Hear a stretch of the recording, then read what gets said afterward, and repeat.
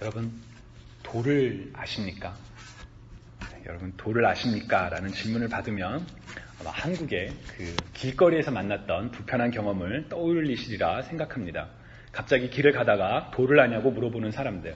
한국의 1990년대 중후반에 길거리에서 쉽게 만나볼 수 있었던 한 종교단체의 포교 방식이었죠. 사회적으로도 당시에 많은 문제가 돼서 해당 종교단체에서는 이제 포교의 방식을 바꿔서 지나가는 사람을 붙잡고 참 인상이 좋으세요.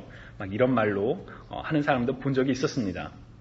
어찌되었든 이들을 만난 경험이 한 번이 있으시다면 혹은 그들로부터 피해를 받았던 누군가를 알고 계신다면 도를 아십니까? 라는 질문은 혹은 도라는 이야기를 들으면 왠지 어색하고 불편한 느낌이 드실지도 모르겠습니다.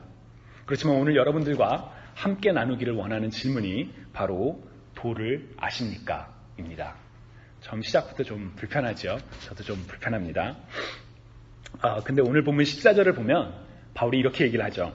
그러나 이것을 당신께 고백하리이다. 나는 그들이 이단이라 하는 도를 따라 조상의 하나님을 섬기고 율법과 선지자들의 기록된 것을 다 믿었다 라고 기록되어 있죠.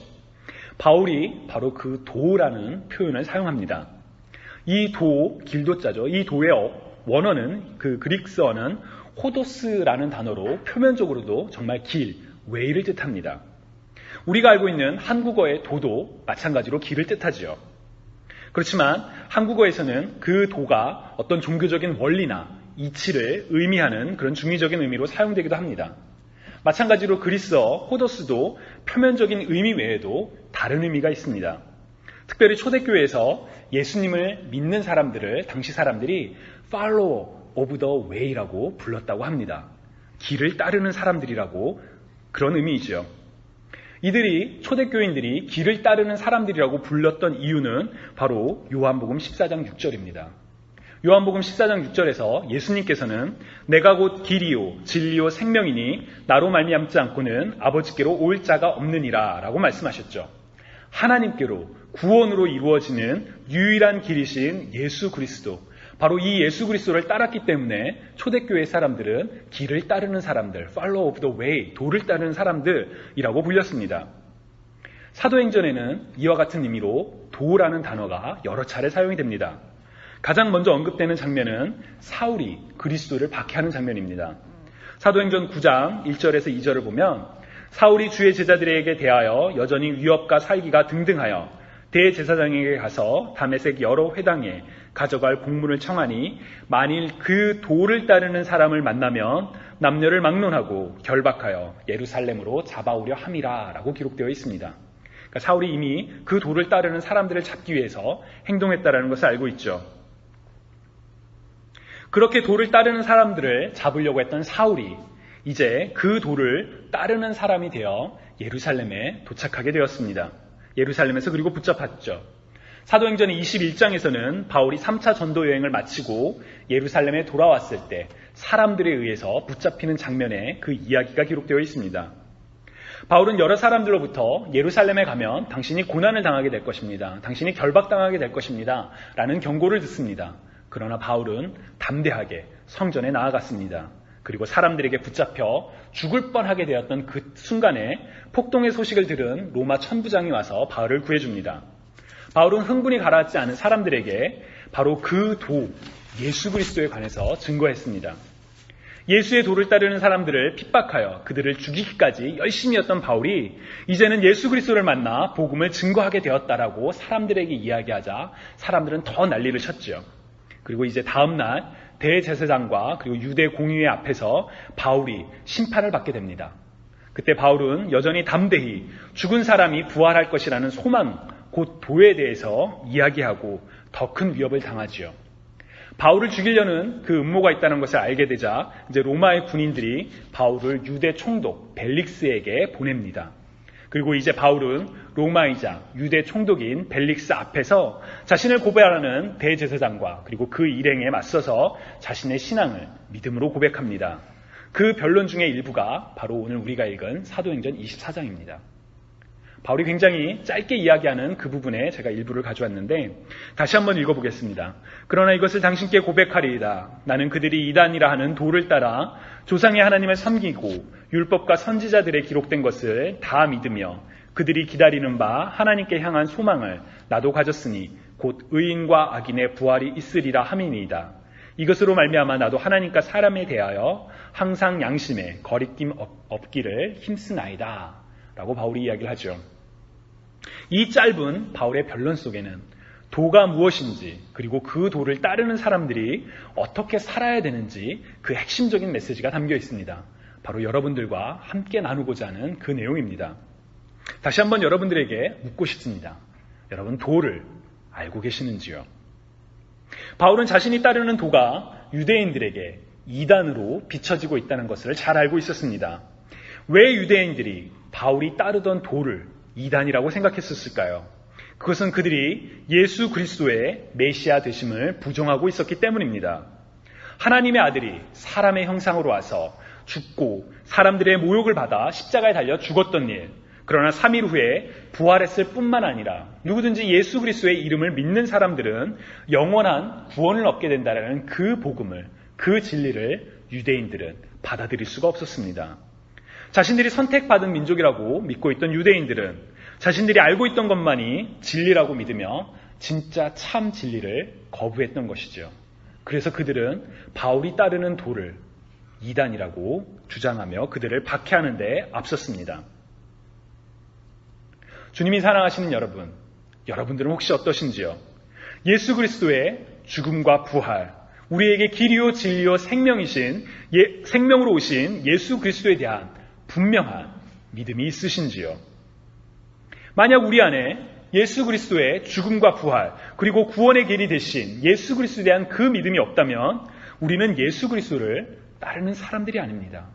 아무리 교회에 출석하고 있어도, 아무리 이런 수요 기도회 같은 자리에 나와 있어도 우리 안에 그 예수 그리스도에 대한 분명한 믿음이, 소망이 없다면, 그 도를 알지 못한다면 우리는 예수 그리스도를 따르는 그리스도인이라고 할 수가 없습니다. 바울은 자신의 생명이 위협받는 그 상황 속에서도 이 도를 증거하는데 조금도 망설이지가 않았습니다. 우리 안에 바울과 같은 이 믿음과 이 담대함이 있기를 간절히 소망합니다. 바울은 계속해서 이야기를 하죠. 그들이 이단이라 하는 도를 따라 조상의 하나님을 섬기고 율법과 선지자들의 글에 기록된 것을 다 믿는다라고 바울이 이야기를 합니다. 바울은 자신이 예수 그리스도를 따르고 있을 뿐만 아니라 그들의 조상의 하나님, 그리고 율법과 선지자들의 글에 기록된 것을 다 믿는다는 이 부분을 좀 주목해 보면 좋겠습니다. 왜 바울이 조상의 하나님이라고 얘기할까요? 왜 율법과 선지자들의 글을 다 믿고 있다는 것을 강조할까요? 하나님의 이름을 알지 못하던 이스라엘 민족은 자신들의 조상이 만나고 믿었던 그 하나님을 강조하기 위해 아브라함의 하나님, 이삭의 하나님, 야곱의 하나님이라고 신앙의 계보를 고백한 바 있습니다. 그리고 그 전통은 지금도 이어지고 있죠. 왜냐하면 우리가 믿고 있는 하나님은 바로 성경을 통해 말씀하신 하나님이시며 이 성경 속에는 그런 믿음의 조상들의 이야기가 기록되어 있기 때문입니다. 우리와는 민족이 다르다고 해서 다른 분들이 아니라 정말 믿음의 계보 안에서 우리 조상의 하나님, 여러분 그 조상의 하나님에 대해서 얼마나 알고 계시는지요? 특히 바울은 자신이 율법과 선지자들에 기록된 것을 다 믿는다고 하는데 저는 이 표현이 우리 안에 참 큰 도전이 된다고 생각합니다. 내 안에 예수 그리스도에 대한 믿음과 소망이 있지만 나는 얼마나 하나님을 알고 있는지요? 나는 바울처럼 눈을 시커멓게 뜨고 당신이 조금이라도 율법에 어긋난 말을 하면 내가 그것을 꼬투리를 잡아서 당신에게 죄를 묻겠어라는 그런 사람들 앞에서 내가 율법과 선지자들의 글을 다 믿는다라고 고백할 수가 있는지요? 정말 우리 안에 내가 교회를 다녀서 예수 그리스도를 믿는 그 소망에 머무는 것이 아니라 조상의 하나님, 성경을 통해 계시된 하나님, 그리고 성경을 통해 말씀하신 그 내용을 우리가 얼마나 사모하며 살고 있는지 우리 자신을 한번 돌아보면 좋겠습니다.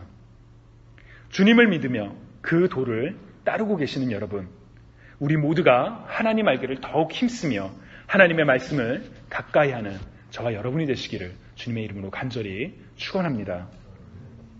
계속해서 바울은 자신의 믿음이 자신을 이단이라고 고발하는 이들과 별로 다르지 않다라고 얘기하면서 그들이 기다리는 바 하나님께 향한 소망을 나도 가지고 있다라고 이야기를 합니다. 사실 오늘 설교 본문을 정할 때 저는 저 문구 하나님께 향한 소망 이 단어에 눈이 한참 눈을 뗄 수가 없었습니다. 하나님께 향한 소망. 여러분 한번 우리 자신에게 물어보면 좋겠습니다. 나는 하나님께 향한 소망이 어떤 것을 가지고 있을까? 내 믿음은, 내 신앙은 바울이 고백하는 하나님께 향한 이 소망을 우리도 가지고 있을까요? 여러분은 어떠신지요? 매주일 교회 나오면서 혹은 집에서, 직장에서 하나님께로 나아갈 때마다 이 하나님께로 향한 소망을 기억하며 그것을 간절히 소망하며 살아가고 계시는지요? 혹시 우리가 가지고 있는 하나님께 향한 소망이 우리 삶의 문제를 해결하는 데만 머물고 있지는 않은지요? 지금 당장 우리 삶의 문제를, 삶의 근심들을, 그 문제들에 우리의 시선을 빼앗겨서 하나님께 향해 품어야 하는 소망을 놓친 채 이 문제를 해결해 주세요. 하나님 저거 상황 아시죠? 저거를 해결해 주세요. 이런 기도에만, 이런 소망에만 매달려 있지는 않은지요? 바울은 이야기합니다. 자신이 가지고 있는 하나님께 향한 소망은 곧 의인과 악인의 부활이라는 소망이라고 이야기를 합니다. 사도행전 24장을 보면 벨릭스 총독 앞에서 바울을 고발하는 유대인이나 그리고 변론하는 바울 모두 벨릭스 앞에서 굉장히 조심하며 아주 간결하게 말을 하려는 것을 알 수 있습니다.